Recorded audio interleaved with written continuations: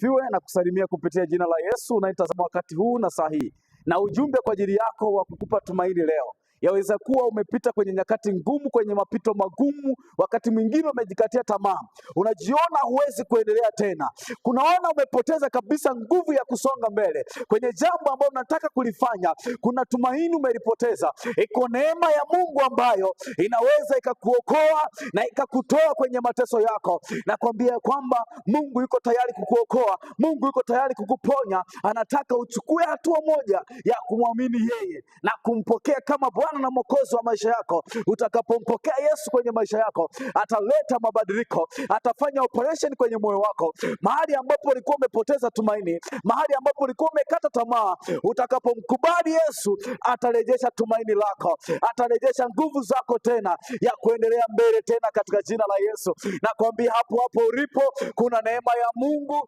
inaweza ikakukumbuka, na sahihi Bwana na kutazame na kukumbuke kwa jina la Yesu. Amen.